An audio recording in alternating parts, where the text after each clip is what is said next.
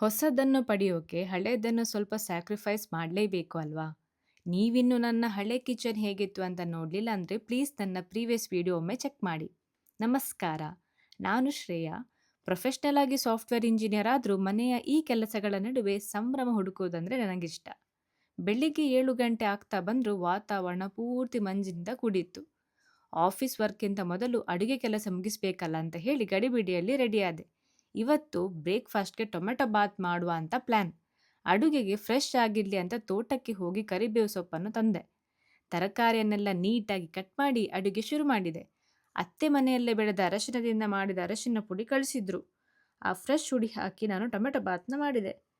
Kitchen ಇಲ್ಲದಕ್ಕೆ ಅಪ್ಪ ಹೊರಗಡೆ ಕೂತು ತಿಂಡಿ ತಿಂತಾ ಇದ್ರು.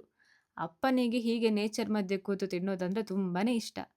ಇನ್ನು ಮಧ್ಯಾಹ್ನಕ್ಕೆ ನಮ್ಮ ಮನೆಯಲ್ಲೇ ಆದ ತೊಂಡೆಕಾಯಿ ಇತ್ತು. ಅದು ಹಣ್ಣಾಗೋದು ಮೊದಲೇ ಮಾಡಬೇಕಲ್ಲ ಅಂತ ಹೇಳಿ ಅದರದ್ದೇ ಒಂದು ಪಲ್ಯ ಮಾಡಿದೆ. ಆಮೇಲೆ ಸ್ವಲ್ಪ ಹೊತ್ತು ರೆಸ್ಟ್ ತಗೊಂಡು ನನ್ನ ಆಫೀಸ್ ವರ್ಕ ಸ್ಟಾರ್ಟ್ ಮಾಡಿದೆ. ಸಂಜೆ ಎಷ್ಟು ಕೆಲಸ ಮುಗ್ದಿದೆ ಅಂತ ನೋಡಲಿಕ್ಕೆ ಹೋದಾಗ ಖುಷಿಯಾಯಿತು. ಕಿಚನ್ ಫ್ಲೋರ್‌ಗೆ ಗ್ರಾನೈಟ್ ಹಾಕೋ ಕೆಲಸ ಸ್ವಲ್ಪ ಮಟ್ಟಿಗೆ ಕಂಪ್ಲೀಟ್ ಆಗಿದೆ. ನೆಕ್ಸ್ಟ್ ಏನಾಗ್ತದೆ ಅಂತ ನೋಡಲಿಕ್ಕೆ ವಿಡಿಯೋಗಾಗಿ ಕಾಯಿರಿ. Stay tuned.